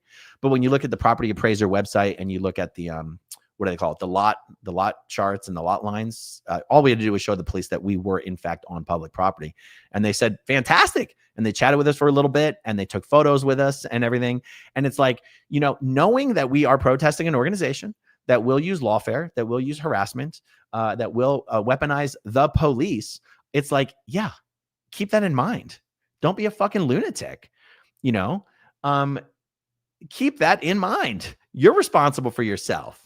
And the way that we protest in Clearwater, we protest in a way that we think is fun, we think is inviting, we think is entertaining, and won't get us into trouble. And you know, it's like the LA. You'd think Scientology would have in Clearwater, Florida. Scientology is a big fish in a little pond. Okay, they're the largest property owner in downtown Clearwater. There's only 120,000 people that live in Clearwater, Florida. You would think that Scientology in Clearwater would have more influence over the Clearwater police than Scientology in LA would have over the LAPD. And yet we have not been harassed in any way, shape, or form by the police here. Mainly because we're not fucking hateful lunatics. You know what I'm saying? Okay, Popsicle People says, thank you to the person who had to watch his nonsense to pin these down so the rest of us don't need to. Ken's channel, let's face it, compilation videos are not Aaron's forte. He's just going to call Kelly Copter. Guys, I'm really good at compilation videos. But if Kelly wants to do it as well, that's okay. How about I'll do one and she'll do one with better audio. Oh, Kelly Copter says, you rang? MVW. DOA actually has us thinking somewhat in favor of Scientology in the LAPD. That's how rotten he is. I know, right? Eric Rader. That is absolutely vandalism. He has no right to do anything that he did. Racy Lacey. Remember, Scott still has his court this month for the 16 other counts for noise violations. Yes, indeed. X says he streams all of his crimes. Stupidity at its finest. Chris 10M, welcome as a channel member. Stace Spiria, welcome as a moderator, Stace. Stopping people benefiting from a food drive is not a protest. It is just vindictive. Justine says, I honestly think he's easily angered or he likes to get a rise out of people, and that is not right. But if it's a mental thing, I do feel bad and he needs medical intervention.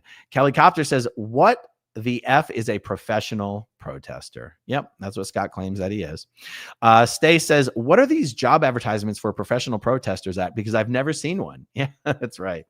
I mean, let's be honest. He became a professional protester when his mom made him move out of her basement, which was well documented this week by his sister, who Streets has interviewed, but I don't think he's going to publish the interview. I've spoken. Did I say Streets' sister? Scott's sister. Streets interviewed her. I also spoke at length on the phone with Scott's sister, and his family has very serious concerns about him. He's refused to see a mental health professional and get diagnosed. I'm not a mental health professional, but I sometimes play one on YouTube when I say that Scott is very obviously bipolar, in my opinion. Other YouTubers have no problem mentally diagnosing me with various disorders. So I'm going to say Scott is very clearly bipolar. I don't think Scott can control Scott. And you know what? It's time for Scott to go bye-bye. Bye-bye. I don't happen to care if Scott goes bye-bye by going behind bars or if he just gets the fuck out of the state or out of the protest movement. I don't care. But I've been saying it's time for Scott to go bye-bye for a long time. And if the LAPD help him go bye-bye, and it's for stuff he actually did, and it's not for trumped up charges, more power to him. Let's be honest. Scott's not going to jail, guys. He's going to take a plea deal. Scott's not going to fight this fight. He knows he doesn't have any support in the community. He knows he can't raise any money. He's a laughing stock. He's a joke. He's a pariah at this point. He's going to take a plea deal. He's going to go home, maybe running back to mommy and camp out in her backyard or something. X says he was never a protester to begin with. All he's ever done is harass and even mothers who have lost their child. I know it's been gross for a long time. Crazy love audit. I would have told them to get your free food, but they are a cult. Stay away. I hope this isn't crazy love is love. If it is, please get it out of my chat. Ren, I wouldn't feel safe asking him for help. Indeed. Marilyn says, where's Natalie? We need the aloha button. I'm sure Natalie's in the chat by now. Nico G, DOA could be a plant, and this whole thing is to make people scared to protest Scientology. They had to sacrifice one guy for it. I understand what you're saying, Nico. I don't think that's true. I think DOA's what he's done is so egregious that getting rid of him isn't going to make anybody afraid, in my opinion. It shouldn't, at least. Amanda, car shaming with a potty mobile? Barbara Vodapest, porta potty mouth. Ooh, I like that. Ooh, need some soap to wash out that porta potty mouth. CO Bilf, good to see you, CO Bilf. Why is Scientology delivering this strategic windfall for the anti-Scientology movement? Is their real goal to prop him up as a martyr in this space? Oh boy, we could go real deep on the conspiracy theories. See, it's funny because the anti-Scientology movement wants to get rid of Scott Hochstetter. And Scientology wants to get rid of Scott Hochstetter. So I'm sure Scott will be like, when you've pissed off both sides, that's how you know you're doing it right. Okay, you can be right as long as you can be gone. Paula W says, imagine saying all that with potentially kids hearing. Casey Cat, Scotty is not a protester. He's just a professional punk. Constance June, it made me so upset when he and his followers said Eric Rader was not a child Scientologist, even saying he was never a Scientologist. Yeah. Oh my God. The funniest thing that's happening now, guys, is, hold on, let me go back and unstar these things so I don't get lost. You have a perfect storm of when two absolute degenerate, unhinged lunatics finally connect up with each other. Scott has finally connected up with the biggest psycho in the ex-Scientology space, which is Alan Stanfield, Alonzo.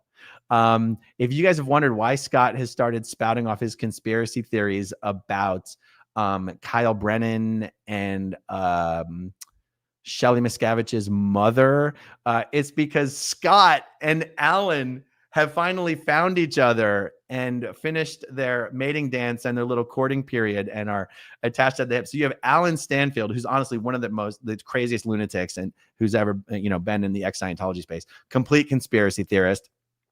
Alan's the one who pushes the conspiracy theory that David Miscavige specifically sent Mike Rinder into the ex-Scientology community to only talk about the things that David Miscavige couldn't be prosecuted for. and that Mike Rinder was working for David Miscavige the whole time. Now, in my opinion, Mike Rinder talked about everything other than the things he could be prosecuted for. I just think on a human level, Mike was protecting himself. I don't think Mike Rinder was working for David Miscavige. I think you have to be a crazy person to think that. But Alan Stanfield is the guy who thinks that every prominent ex-Scientologist who says that there's really nothing, there's no there when it comes to Kyle Brennan or Shelley Miscavige's mother, are people who are part of the controlled opposition and working for David Miscavige. And now, like I said, Scott and Alan have found each other and they're bosom buddies now. And anyway, I just thought that was funny. When crazy finds crazy. Okay, DOA is a fraud says, it's all about the grift. Most people will happily open their wallets for anything that they believe is meant to help kids. Yeah, that's why DOA basically hijacked Serge's No More Kids in Scientology, is because he knew he could wrap himself in the virtue of doing something for the kids. And of course, that's why Laura is so important to Scott. Without Laura, Scott's literally nothing in this community. Like, because Laura continues to stand by Scott and support him and what he says and what he does, Scott gets to use Laura. Now, Laura's letting herself be used as well. I'm not infantilizing Laura or taking away Laura's agency. Laura is a willing co-conspirator and participant in Scott's abuse. I'm not saying he's controlling her, but as long as she decides to continue to be with him, he gets to use her as a shield because, I'm doing it for Laura. I'm doing it for everyone who grew up like Laura. And it's like, yeah, but what about all the other people who grew up like Laura that you've attacked, that you've minimized, that you've degraded, that you've counter protested? Laura is really the only thing that allows DOA to continue to be relevant to anybody in this community. And that's a shame. And I hope Laura wakes up and changes her mind about that and changes how she's behaving on this topic as well. Linda Reese says he did this himself. Everything he has done, he has recorded. He's demented and seriously needs mental assistance. Sandy McKenna, great to see you. Scott has no business giving anyone fashion tips or commentary. Doesn't matter to you, not to me, otherwise known as a rib guy. In my opinion, they have been building a case to hit him with habitual criminal. I was also brought up on that, not Scientology related. I just don't know if California has the habitual kicker as well. Oh, I see. That's an actual legal thing. Okay.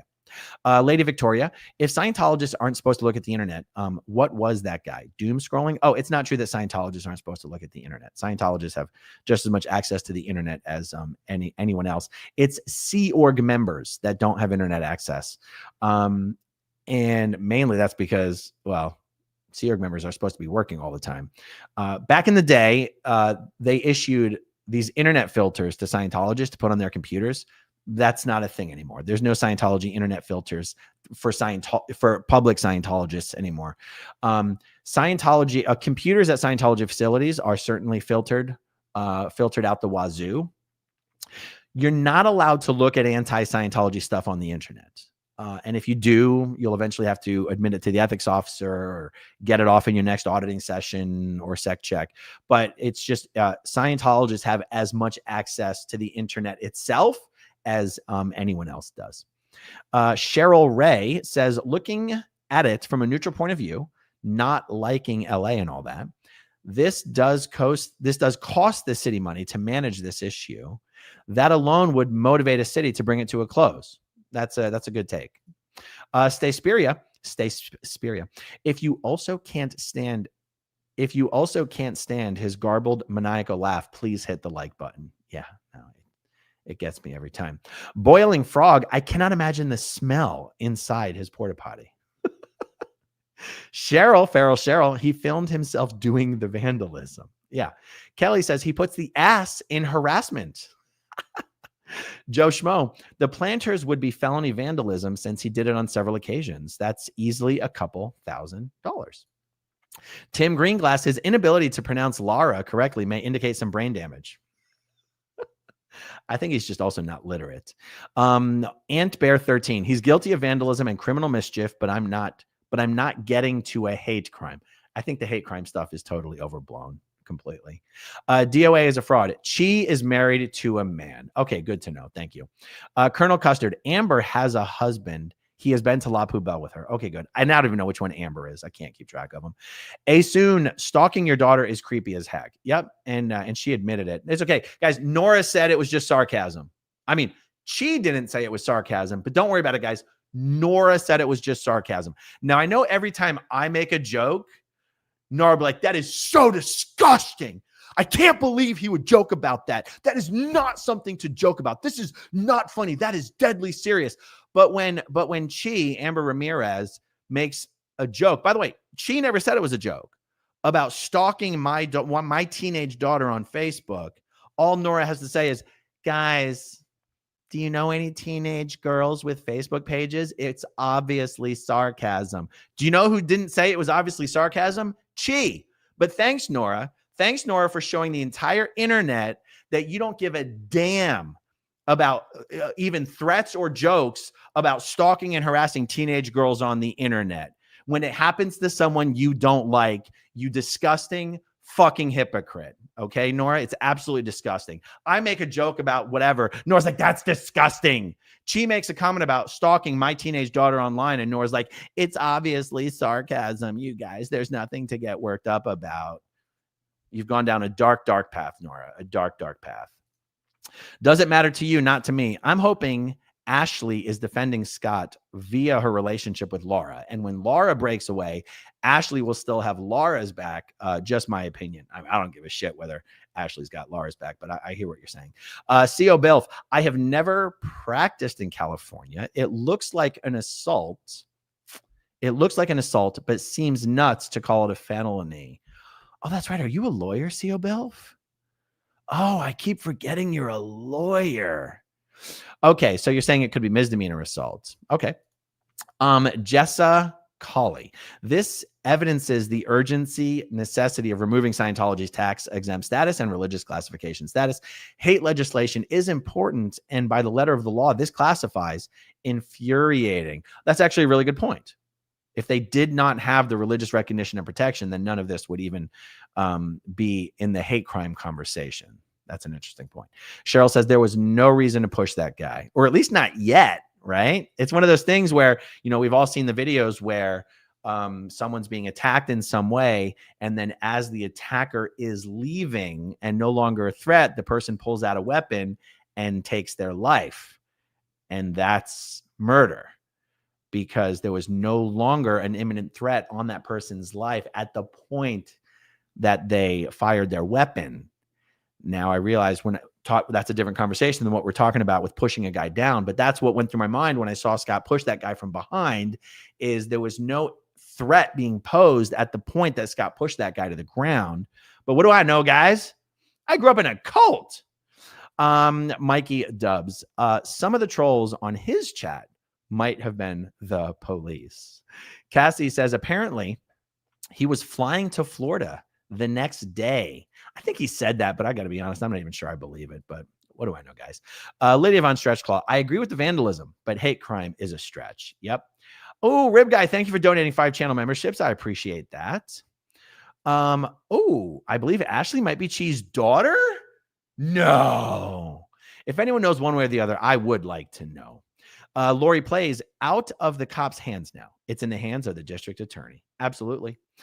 In Rainbows, cops may be pissed off, but they respect Streets. Yes. Early Riser. Streets has never shown his butt crack, so he's a real professional. Frank Copeland. It's almost like you can't rely on the guy living in a van down by the river. Great gig in the sky. Love Clearwater protests. By the way, what happened with the snarky pizza guy? Okay, so what happened with the snarky pizza guy is that Erica, definite trouble source, went in there the next day to have a conversation with him, and he explained that the honking at the intersection is making his customers not want to sit outside, and that instead of coming to sit inside, they leave. Now, that seemed reasonable to me, and we've basically agreed amongst ourselves to move the protest back over to the Superpower building. But I will say publicly and for the record, I contacted my friend Tony, the owner of Nash Keys and Captain's Cigar Lounge and Prelude Sports Bar. And Tony is the head of the Downtown Clearwater Merchants Association. And Tony is also a big supporter of everything we do here to expose Scientology. He told me that claim is bullshit. He told me that this guy complains about everything. He's just upset because his business isn't doing well, but his business isn't doing well because he's located in downtown Clearwater. And his landlord's a Scientologist. And he said, it's just not true. He goes, Tony said, every time I go into downtown pizza, it's absolutely packed. It's just not true. And that the owner of Downtown Pizza also said that the other owners of the other businesses on that block are making the same complaint.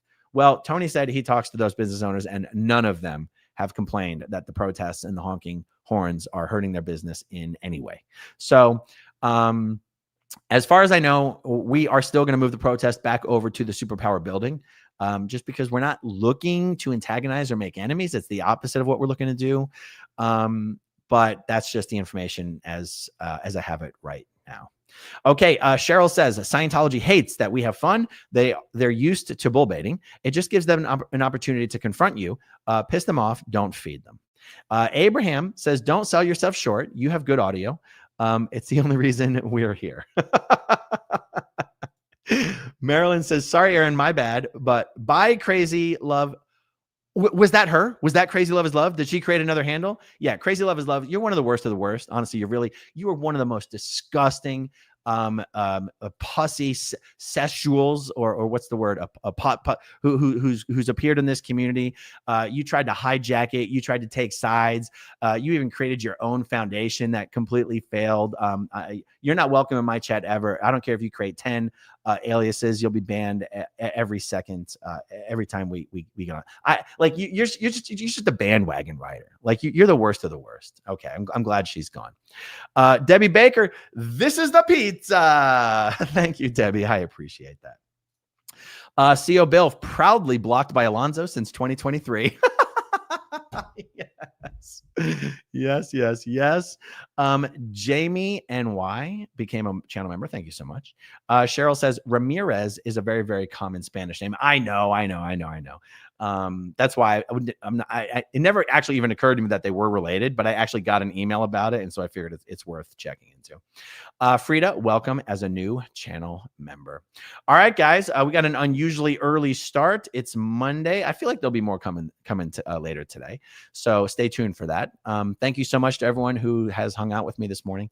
Thank you, as always, to everyone who watches until the very end. And I'll talk to you soon. Okay, if you want to see my rock and roll songs, click right on this guitar. And if you want to see a different one of my videos,